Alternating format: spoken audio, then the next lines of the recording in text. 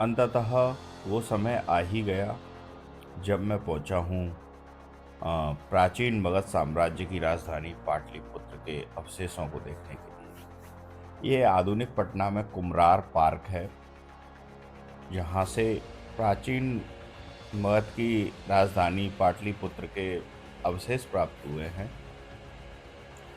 माना जाता है कि इसी स्थान पर प्राचीन पाटलिपुत्र नगर बसा हुआ था। कुम्हरार पार्क के अलावा आसपास के पटना के जो भी बाज़ार हैं और जो पुराने मोहल्ले हैं, वो सभी प्राचीन पाटलिपुत्र के अवशेषों के ऊपर ही आज के समय में बसे हुए हैं। ये देखिएगा, ये प्राचीन पाटलिपुत्र का विवरण देता हुआ ये बोर्ड।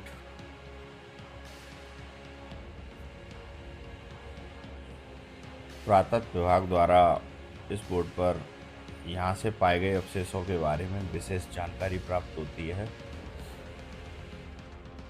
और साथ ही इस पार्क में कुछ ऐसे अवशेष हैं जो सिद्ध करते हैं कि आधुनिक पटना शहर ही प्राचीन पाटलिपुत्र नगर था।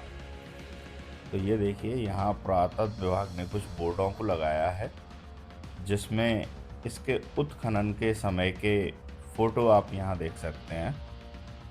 ये देखिए,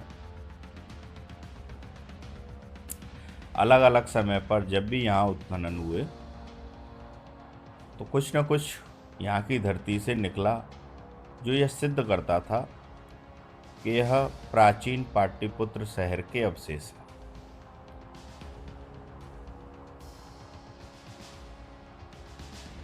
आज देश की इतनी प्राचीन धरा पर आया हूँ तो एक नई ताजगी और एक नया उत्साह सा मेरे अंदर जागृत हो गया है। आइए हम इस पार्क को पूरा भ्रमण करेंगे, एक एक चीज़ यहाँ की देखेंगे, जिससे हमें अपनी प्राचीन सभ्यता, अपनी प्राचीन संस्कृति के बारे में जितनी भी जानकारी मिल सके वो ज़रूर हासिल करें।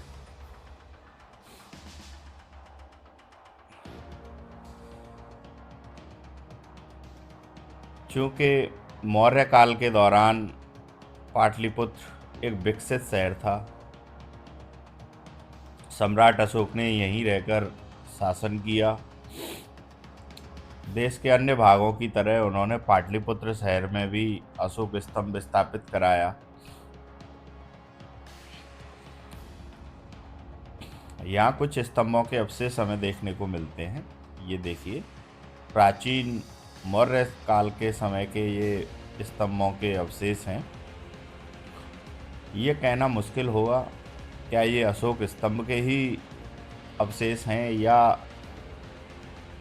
जो यहाँ पर भवन पाया गया था उसमें 80 स्तंभों वाला एक कमरा पाया गया था, तो उसके भी ये स्तंभ हो सकते हैं। आप देख सकते हैं, ये एक विशालकाय स्तंभ रखा हुआ है। हालांकि इस स्तंभ पर किसी भी तरह का कोई भी अभिलेख उत्कीर्ण नहीं है, किंतु स्तंभ के पत्थर की चिकनाई को देखते हुए और इसके आकार को देखते हुए यह साबित होता है कि यह मौर्य काल का ही पत्थर।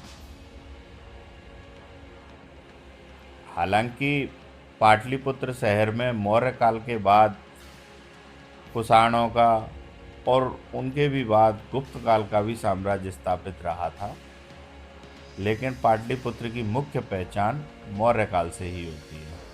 ये आज जहाँ पानी भरा हुआ है, यहीं से 80 स्तंभों वाला एक विशालकाय हॉल प्राप्त हुआ था। शायद वो जो पत्थर पिलर जो इसमें हमें देखने को मिले थे बोर्ड में, वो इस पानी में डूबे हुए हैं। ये देखिए, इस तरह का कुछ हमें यहाँ देखने को मिलता है। आइए चलते हैं। ये प्राचीन बरगद का पेड़,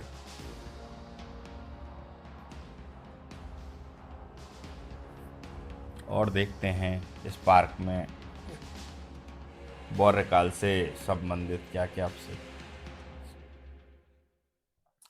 80 खंभों वाला स्तंभ जो हॉल था वो यहीं पाया गया था। ये आज जो पानी भरा है इसी जगह पर।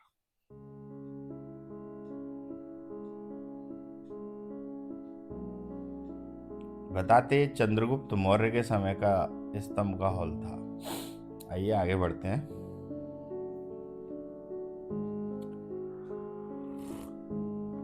आज पटना यात्रा का मेरा लास्ट डे है, यानी मेरी मगध यात्रा का। इस दौरान मैंने काफ़ी कुछ प्राचीन नगरों को देखा। नालंदा, वैशाली, राजगीर, बराबर की गुफाएं, और अंततः मैं मौर्य काल की राजधानी, मतलब मौर्य साम्राज्य की राजधानी पाटलिपुत्र में हूँ। पुरातत्व विभाग ने यहाँ काफ़ी अच्छा संरक्षण किया हुआ है।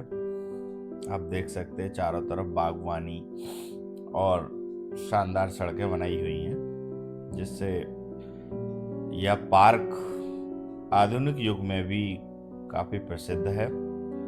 लोग सुबह शाम यहाँ टहलने आते हैं। समय समय पर इस पार्क के उत्खनन होते रहे हैं, जिनसे काफ़ी संबंधित चीज़ें, मतलब प्राचीन मगध साम्राज्य की राजधानी पाटलिपुत्र से संबंधित चीज़ें यहाँ पाई गई हैं।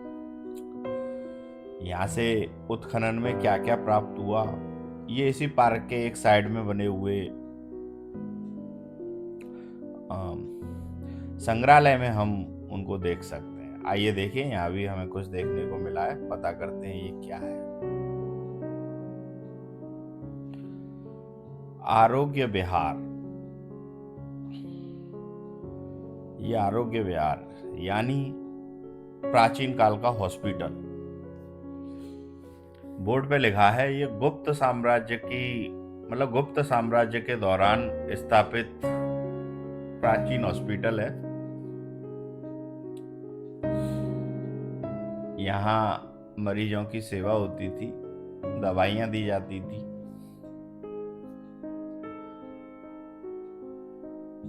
क्योंकि जैसे मैंने पहले भी बताया मित्रों कि मगध की राजधानी पाटलिपुत्र में न केवल मौर्य साम्राज्य स्थापित था, बल्कि मौर्य के बाद अनेकों राजाओं ने इसे अपनी राजधानी के रूप में प्रयोग किया। अंततः गुप्त काल में पाटलिपुत्र का मुख्य प्रयोग रहा। तो उस समय की भी ये प्राचीन धरोहरें आप देख सकते हैं। ये गुप्त काल में बनाई गई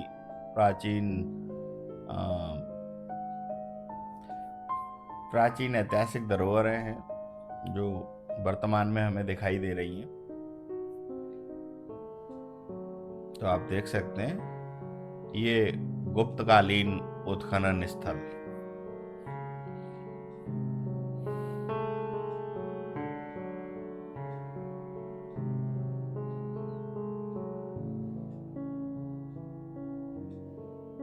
आरोग्य विहार का मतलब आज के समय का चिकित्सालय। तो ये गुप्त काल का चिकित्सालय था, काफी बड़ा बना हुआ है।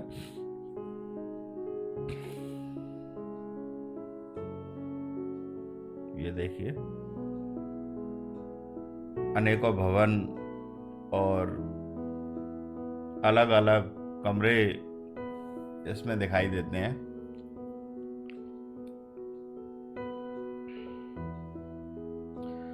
चूंकि गुप्त काल में पाटलिपुत्र को राजधानी होने का इतना श्रेय प्राप्त नहीं हुआ था, जितना श्रेय अवंती को प्राप्त था, यानी आज के उज्जैन को।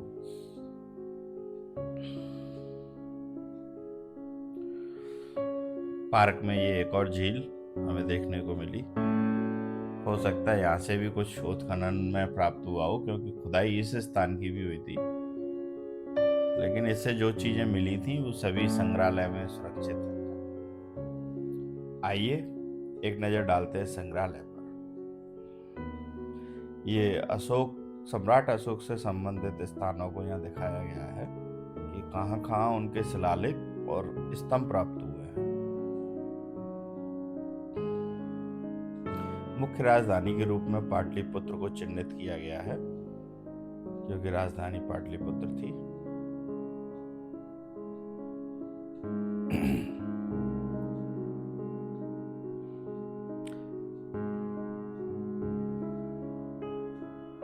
एक काफी बड़े भूभाग पर सम्राट अशोक का शासन था।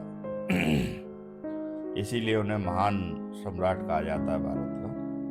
ये देखिए, समय समय पर जो पाटलिपुत्र में उत्खनन हुए उसका पुरातत्व विभाग ने काफी अच्छा संरक्षण किया हुआ है और एक छोटा सा संग्रहालय यहाँ निर्मित किया है, जिसमें कुम्हरार पार्क से पाई गई काफी चीजें यहाँ देखने को मिलती हैं।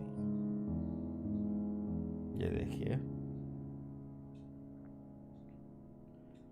ये मृण मूर्तियां हैं जो मौर्यकालीन हैं। ये कसरत करता हुआ बालक और ये मौर्य साम्राज्य की एक स्त्री। ये भी प्राचीन मृण मूर्ति है और शानदार घेरा। ये खिलौने देखिए, मौर्य काल के खिलौने।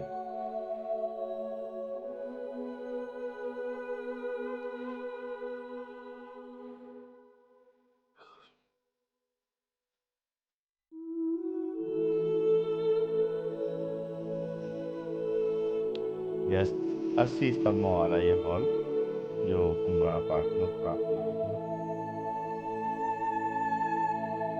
और ये अशोक कलर का एक।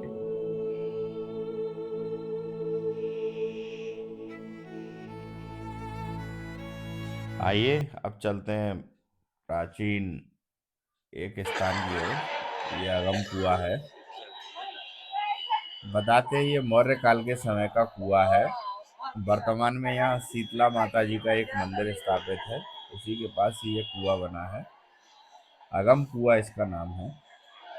हालांकि पुरातत्व विभाग द्वारा संरक्षित है ये, लेकिन लोग आज भी यहाँ पूजा करने आते हैं।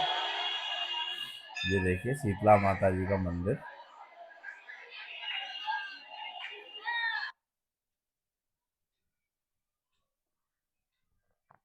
और ये है अगम कुआं, सम्राट अशोक के समय का कुआं।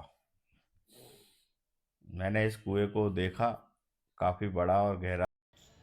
ये देखिए, मौर्य काल का बना हुआ ये अगम कुआं। शीतला मंदिर ये इसके बराबर में है। शीतला मंदिर के प्रांगण में ये कुआं पड़ता है। कुएं की भी पूजा पाठ होता है। ये काफी बड़ा चौड़ा कुआं है।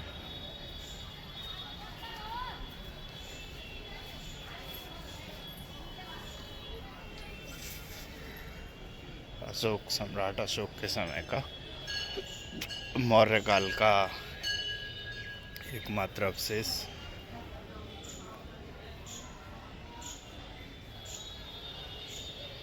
और ये माता शीतला माता का मंदिर। इधर ये बलि का स्थान है, बलि दी जाती है इस कोने में।